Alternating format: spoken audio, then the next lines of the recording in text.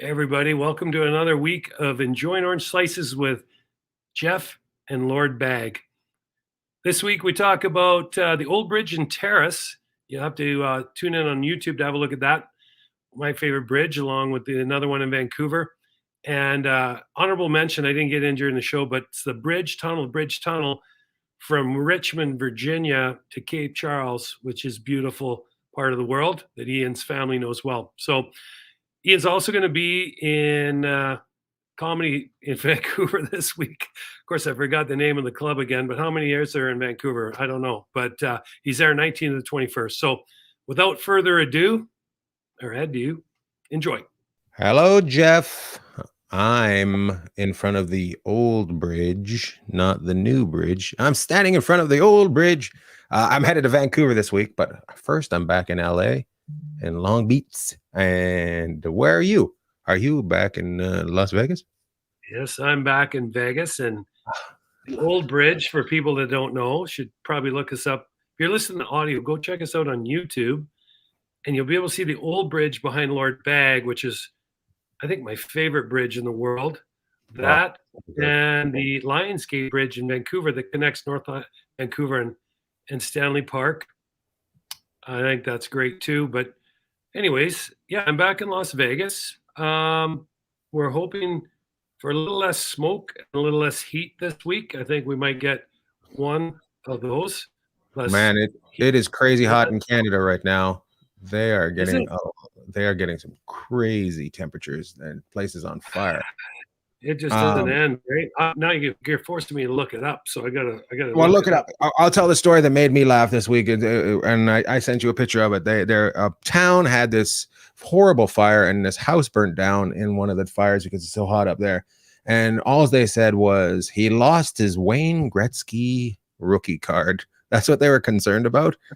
And apparently it's worth 3.75 or something, but I don't know if it's 375,000 or 3 million.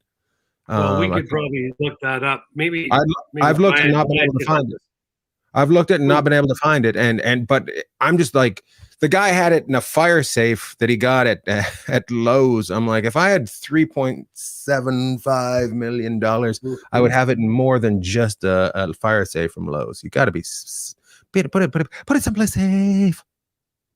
Monty Lake, which, you know what? It's been a while since I've been up there, but it's in Monty Lake, just north of Cache Creek. Like it's in the, I might be wrong there, but you're right.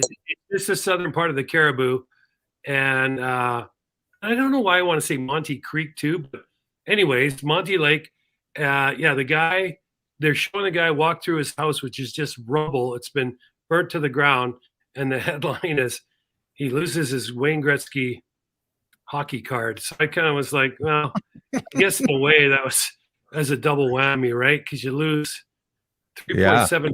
I mean, I don't know. It's got to have it insured, right? I think he's got it insured. I hope he's got it insured. I would have it insured. I know that. I would just not be having it sit around the house. But Canadians live different. You know what I mean? They live different. They don't insure everything and they don't sue everybody. So who knows? Okay. All right. That's the way you're going to go. I agree. Just right off the top rope there, just come on. You were inviting a reaction, but I think it's been a rough year for fires everywhere.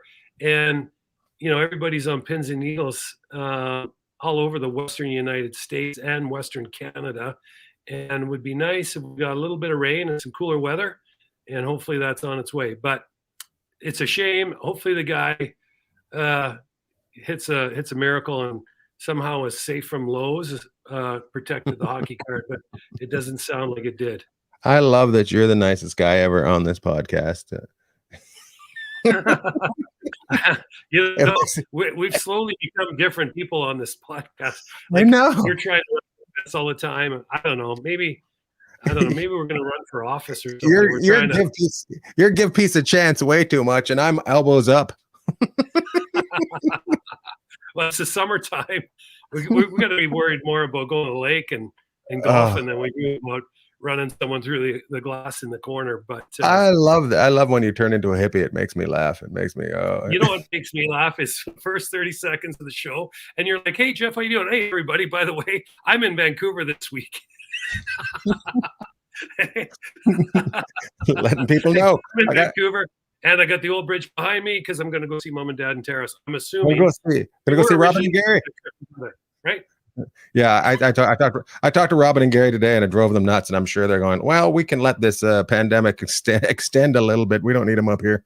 Yeah, that's right. He touches too many people. So. You know what I'm gonna do? I'm gonna drive through all 6 stoplights. That's what I'm gonna do when I get up there. I'm gonna do all of them. Hey, and you need to get a picture, another picture that you go and get a picture of the old bridge so we can put it up for everyone to see. And by the way, people are wondering, like, old bridge, new bridge. So that bridge was made in the early 1900s. That's the old bridge. The new bridge was built in 1976, I think. Right? Or was it 74? That's the new bridge. The newer bridge is what it should be called. The newest bridge. The newer, yeah. Just to let people know, I know this is a hockey podcast, but it's the summer and there isn't too much going on with hockey, so we got to bring it up every so often. Where we grew up, there used to be a 4-way stop after the bridges, and within the last couple of years, they put a traffic circle in instead of the 4-way stop, and that was the talk of the town for about 6 months. People are like, there's just no way it's gonna work. People are gonna go the wrong way on this traffic circle. Now they love it. Now they just all get on it, go 3 laps, and then off to the airport. It's crazy. They love it. They love the traffic circle now. Good for them. Well, and 4-way stops. I mean, I'm just gonna throw this out there, but I don't think they're the best idea on a highway. So we used to watch people run through that all the time, especially seeing big trucks go through that. So I'm not a fan of the big 4-way stop on any kind of busy road, but hopefully the roundabout people are getting used to now. And there you go, people. Jeff Sharples just told you why the roundabout is more important. You can't run a roundabout. You can't. If you go run a roundabout, you're going to do a jump, a Evel Knievel jump off to the other side. But you can run a stop sign, no problem, and can cause an accident. But a traffic circle, fender bender, 4-way stop, accident. Right Absolutely. Here. Yeah. Enjoying orange slices and traffic advice from Jeff and Ian. Yeah, normally we're giving out stock tips, but today we're giving out a tip. At least it's an opinion, just a suggestion. Roundabouts over 4-way stops. A yield sign is a suggestion. A stop sign is telling you what to do. I love it. By the way, stock tips, don't take it from us. Ours is in the tanker like you wouldn't believe. Oh man, we're in the skids. I don't know what's going on with our gold mine, but it isn't producing gold by the looks of it. Anyways, let's get into hockey a little bit. Here's the most exciting thing of the week. Joe Thornton goes from Toronto Maple Leafs to the Florida Panthers. I'm guessing Toronto said, no, we don't want you back. And Florida said, yes. I was quite surprised he left Toronto. Were you at all? No, I wasn't. And it's funny because I have a Joe Thornton story. You mind if I share it? Well, go ahead, Jeff. We've only got 30 minutes. This is a recent story. Okay. So in early July, we went over from Vegas. We were going over to Napa, Sonoma area. We went into Oakland and then drove up. And we went over in the normal, and there's another outfit called Jet Suite X that goes to the other side of the Oakland airport. Our friends were coming in on that. So I was going over to get them. And I go walking by this guy, and I look, and I go, holy cow, that looks like Joe Thornton. He's got the big beard, the hair's all over. He's just a huge guy in flip-flops and shorts, just enjoying life, sitting outside having a drink. And I go, hey, Jumbo, how you doing? And he looks up, he goes, good, how are you? And so we just started a little conversation with him. And Michael Chason, who's a really good friend of the family's, is a coach with the San Jose Barracuda. We brought up Michael before. And so I wasn't creeping Jumbo out. I said, hey, Michael's a good friend of the family. Just want to say hi. I said, you're going to come back next year? And he goes, yeah, but I don't think it's going to be here, which he was talking San Jose at the time. So he was coming over for the McGregor fight, is what he said. we chatted for a few minutes. Anyway, super nice guy, very engaging, and I've always been a big fan of his. Second in the draft that year, I believe, right? Or was he first and Marleau was second? Anyways, 24th season coming up for Jumbo Joe. Can't blame him. He's going to South Florida, and they're going to have a tough ride down there. But has Marleau played just a little bit longer than him? What's the deal? Because they always bring up Marleau for playing more games. Like he's well, I think just because of injuries, I think Marleau has been a little bit more the Iron Man, right? But Marleau set the all-time games played record last year in the NHL. But I'm not sure. Both those guys were 97s, I want to say. Anyways, this is his 24th year in the league for Joe Thornton, one of the best passers of all times. He's really greasy out there when you watch him in person. He's funny to watch. He's fun to watch. I thought Vegas might have been looking at him or a team that needed help with the power play, which, Vegas is one of those teams. But I don't blame him for going to Florida. I like what they've done down there, and I really like their coach. So anyways, a little Joe Thornton story. Tough for a lot of the Vegas fans to handle because he was in San Jose, but he's a good guy. Yeah. Do you want my Joe Thornton story? Oh yeah, you know what? I think you're gonna trump me here. I know you are. I'm totally gonna. Yeah, you're gonna take me down. Well, I remember a couple of years ago he shaved off his beard at a team party. Well, who was the comedian at that team party? It was me, and I chirped him a little bit. I said, look, Joe, what's the deal with that beard? You look like Taliban. Why don't they just plant you in front of the net and blow you up? Right? That's what I said to him. So he shaved off the beard because I kept going up. Well, it gets even better. So I go, Joe, I go, are you married? And he says, yeah, I'm married. Blah, blah, blah. I go, how'd you ask your wife to marry you? And he goes, I got down on one knee and I said, oh, injured again. The camera froze at the perfect time because he did not look impressed by my joke. That was awesome. No, I forgot. I forgot you did that thing for the folks who don't know. Lord Bagg did a little preseason or before the season, had a little fun with the San Jose Sharks a few years ago. Yeah, Burnsy and all the gang, the Jumbo Joe. So that was their last year. That was their last year of doing okay. Then after that, it just went to the tank. They just Yeah, they had Pavelski there. They had a really good team, actually. Isn't that the year they beat Vegas in the playoffs? Yes. Got to the final.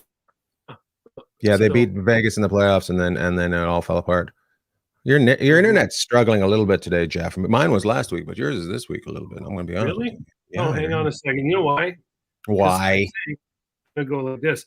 I'm getting text messages or something on my phone here. Maybe that's interrupting us, but how's that? Is that better? That's better. The people at home are going to be much happier right now. So tell me what's going on in the AHL. The AHL has done something which I have suggested before. I think the top teams in each division should get a bye. And apparently the AHL has been creeping on my phone calls and listening to my text messages, and they have decided that that's what they're going to do. Yes. So this week it came out. It might have been agreed to upon a little while ago, but the AHL looks like they're going to go where the top team in each division gets a bye. And then the team that has the home ice advantage isn't just going to get 4 games to 3 in a best of 7. It looks like it could be 5 games to 2. So actually putting some emphasis on, the regular season. And I like that direction. If you look at certain teams, one team in particular that's really thrived as the underdog the last 2 years in the NHL is the Montreal Canadiens. Because of the bubble in Edmonton and Toronto 2 playoff seasons ago, not this last one, Montreal was a 24th place team. They went in with 24 and they were able to play their way in and had a nice run. This year, they kind of struggled, played their way in as a 4th place team, wouldn't have made it in any other division, but did in the North. And they played their way in from a 4 seed all the way to the finals. So what they're saying is instead of having Montreal or a team like that, they can make it if they can, but they're going to have to play against the team that got the bye that's rested. And then they're going to have to play against the team with home ice that actually has a home ice advantage where it's not just going to swing if you lose 1 game at home. Like, for example, Colorado President's Trophy winner, they lost, or they went up 2-0 on Vegas, but then, they ended up losing the game at home, and Vegas ended up winning the series here in Las Vegas to take them out. Whereas now, if Vegas only had 2 games of that best of 7 at home, it would give the Avalanche or the team that finished higher in the standings that much more of a kind of a head start, which I don't disagree with, actually. And I think you should get something if you're the best team in the league, or the 2 teams, best teams in the league. There should be some sort of, rather than a trophy. Who gives a shit about a trophy for the President's Choice cheese? You should be more. You should get something more that should be easier for you in the beginning of the playoffs. Should be easier for you. And hats off, a tip of the hat to the AHL for getting all crazy and doing something nice. Good for them. I think I like that. I think the AHL's got to do some. I think the AHL's got correct. You were correct. The AHL's got to do something to sell their game a little bit more. I think the NHL is pulling away a little too far from the AHL, and they need to go after fans more and make it more exciting, almost like minor league baseball. I just don't understand it. You still read from the bottom of your glasses. I love it. You know what? I lost you. I'm just looking at a blank screen here right now. So you still got me. So I'll just keep talking. But I'm hanging above the old bridge. That's where I am. I know you're doing a good job. That's one of my favorite places in the world. I love that place. But what's crazy is the AHL. Even when I played, so I played back. Just after the horse and buggy. But when I played, you played for the Cincinnati Amish. You played for the Cincinnati Amish. That's what you played for. Yeah. You should have seen my beard. It was unreal. But I with the IHL and the AHL and the NHL, of course, now we're just the AHL, NHL, of course, the East Coast Hockey League still going. But I would really like to see them tie in more with the NHL, or the NHL tie in more with the AHL. And, just like we talked about with the women's game, we'd like to see them tie in more with that and have more of a uniform kind of structure as far as, hey, this is what we do when you're a first place team. Because like this year, Colorado, President's Trophy winner, you get a banner and out in the second round. Like, just think if they, had it for years. It hasn't been a good luck to win the President's Choice banner, trophy. It seems like that win is next year. You probably will be in the final 2. That's what it sounds like. I just think that really gives the team that put the most, or had the most luck, or put the most effort into the regular season. And you know what? Then if you're a paying fan to come down and watch game 58, it means something, right? Yeah. And as a team that's maybe in 3rd or 4th place, or 2nd or 3rd, and trying to, that's going to make them push harder to get higher up in the standings too. Well, you see that with baseball. Baseball has all those empty stadiums because teams are out of it, 50 games in, and then they still got 110 more games to play. So people don't want to go see it. Yeah. Like there's teams that are 21, 25 games out of first place right now in Major League Baseball. Yeah. And it's just, you play 162 games, you're going to get some separation, understood. But I like the idea of giving the team that's worked and done the best during the regular season a little bit more of a leg up, because people would say, well, if Colorado would have won, they would have had home ice the whole playoffs. But I think we need to do better. Woulda, coulda, shoulda. You shouldn't have to. Yeah, you shouldn't have too much. I don't like it. Okay, let's talk a little bit more about the game. What do we got going on? Hey, when you played, how many weeks would you guys take off before you started doing any sort of ice time? Well, when I first came in, some guys would put their skates on when they got to training camp. The veterans, right?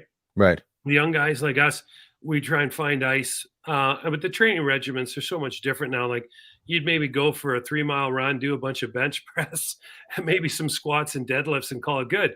Now it's all speed-based, agility, performance-based training, a lot different. And we're skating with kids now that have access to ice.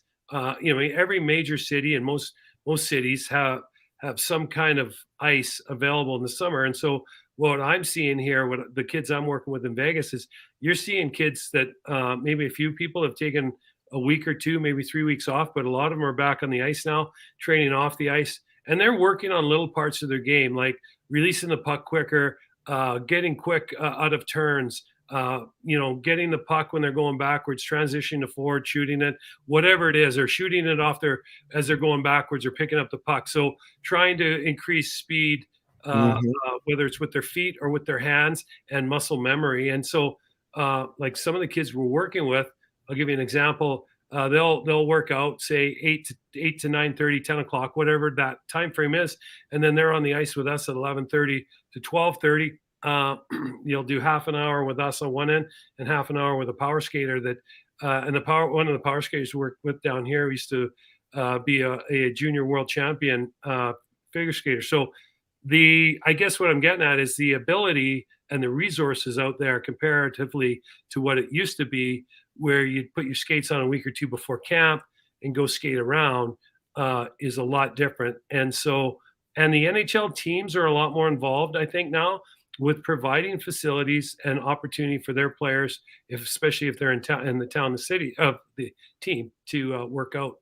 Is it more important for these guys to do work on their overall game, or micromanage different pieces of it? Which is more important? Because is it like almost everything that you do at some point, everybody becomes pretty much the same level, and you need to find those extra pieces that separate you, like, because your overall game is equal to everybody. Well, I think you gotta, like, you take little pieces. Okay, I'll give you an example. If a guy's skating 3 or 4 times a week, you're not going to drive him into the ice with a power skater, all 4 days. He's just not going to have anything left. And usually on Fridays is the day, if we have kids that have been on the ice quite a bit that week, I'll ask them if they're a little bit older, how you guys feeling today?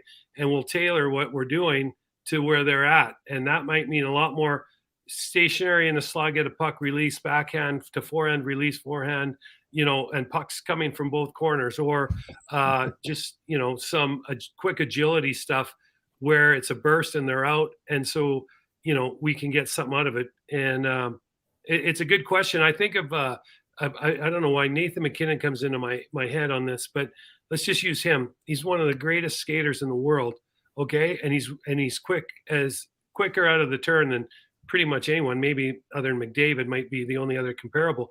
Well, he's got to work on that stuff all the time. I guarantee he's always working on his skating and his quickness and his explosiveness, but he's also working on, maybe he doesn't like the way he goes forehand to backhand when he's in tight. So he might take forehand, backhand. He might do 50 to 100 of those at the end of a skate, or, pucks coming on the corner on his stick right away and towards the net. So there's different things you can do to help your game. But I do believe that these guys are trying to do pace and quickness of release, passing the puck, receiving the puck, getting out of turns, and creating separation. So there's a lot of things that they can do. And I think that, anybody, like a McKinnon, yeah, he's the best skater in the league, but he's not always going to be the best skater. So I guarantee he's working real hard at it. But there's another part of his game he's maybe not as happy with. Maybe wants to shoot it off the wing harder or quicker. So he'll be working on stuff like that. There's so much film on these guys. They'll have identified a lot of different things that they can work on.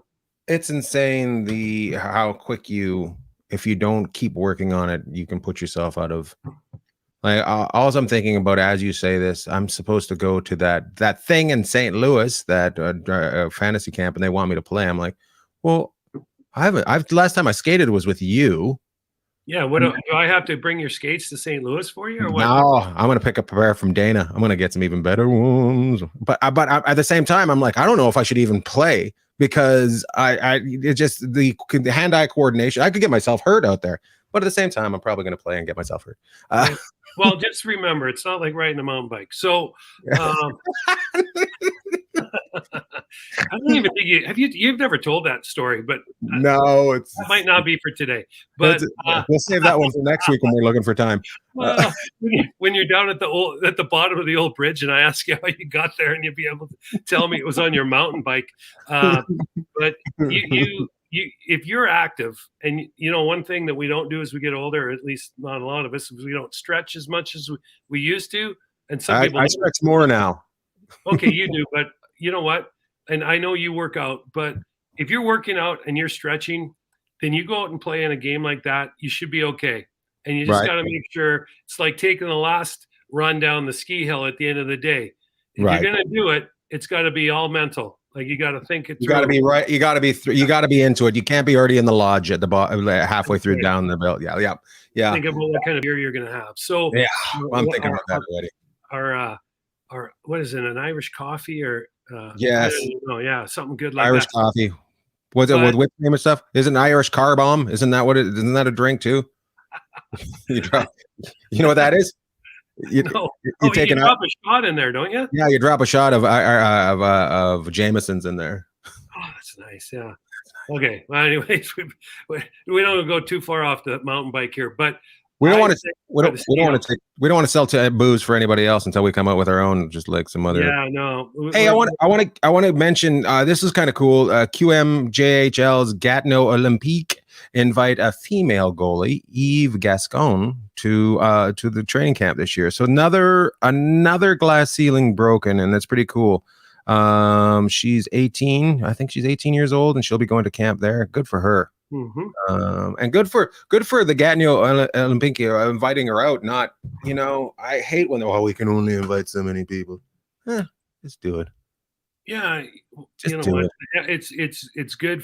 It's good all the way around. There's not that's a positive story no matter which way. There's nothing there that doesn't sell the game a little bit more. There'll be a little girl that sees that. She'll take up the game. She'll love the game. She'll introduce it to her friends. It just it's the only way to build something is to have every color and option,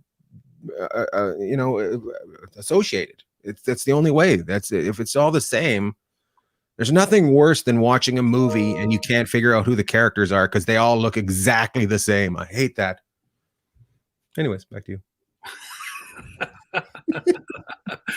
I can't. No, that's good. I agree with you. I think it's positive for the game. And as you were talking about that, you were talking about, breaking the ceilings and getting people out there and growing the game. I got me thinking about what we're going to do.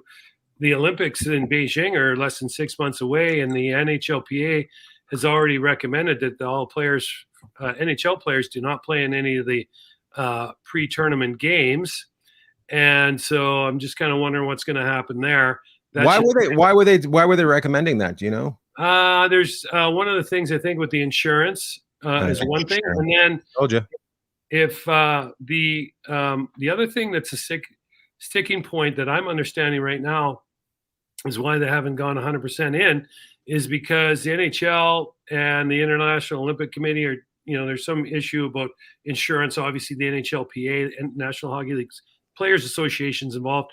But the big one is the NHL teams are like, hey, if you get COVID when you're in the Olympics and you're coming back and you got a quarantine, we're not paying you.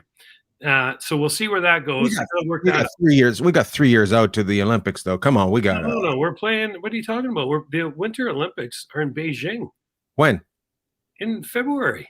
When did this happen? I wasn't even paying attention. Hey, they did let you know. That's the thing. They said in Tokyo, they said they closed up shop in Tokyo, and they said within 6 months we're back at it. Yeah, I seen them for the French town getting the thing. I had no idea. That's weird. Has anybody any others? Paris? Yeah, French town. That small suburb. I don't like to give them. I don't like to give the French any sort of. I don't want them to get over their skis thinking they're too popular. That French town with the tower. But has there been I'm going to give you a question for you now. Don't use your internet, and this will be for everybody, and we'll answer next time. Has there ever been a city that's done both the Summer and Winter Olympics? This is Beijing, the first one. There's got to be someone out there, right? I mean, one of the things that's starting pretty to good narrow down question. where these Olympics are going, because there's only so many cities in the world with the infrastructure and the willingness and to take on the expense as well. So I know look at where they're going. Like they're going to these massive cities: Tokyo, Beijing, Paris, and then I guess Los Angeles, Los 2000. Angeles is 28, but there's got to be someone in 26. Winter. Nah. So I apologize that maybe it's not. We know the winter won't be going to Australia, right? So we don't have to worry about losing any of our friends down there getting offended. But yeah, I don't know. But these are massive cities. Like I'm in Los Angeles. Well, I'm talking like I'm there all the time. You're there more than I am because you live there. But What? I noticed even at the airport in the last couple of years, just getting ready. The build for the Olympics, it's going to be there in 28, right? 2028, not Los Angeles. It's already well underway. I mean, they started this stuff shortly after they got the bid. As soon as they get it, they're going. They're like, as soon as they're bidding for it, they have to. You have to be doing stuff to get they're ready. So yeah. All right. Do you have any shout outs this week before we get wrapped up? No, I always say this. I had some shout outs, but I dropped the ball on it. So you go ahead and I'll see if I can remember who I was going to shout out. Here's my shout out to my father-in-law, Mike Cason. He loves his Vegas Golden Knights hat. He wears that hat, and my favorite part is people always think because he's out in Virginia, they're like, "Hey, you a big fan of The Mandalorian?"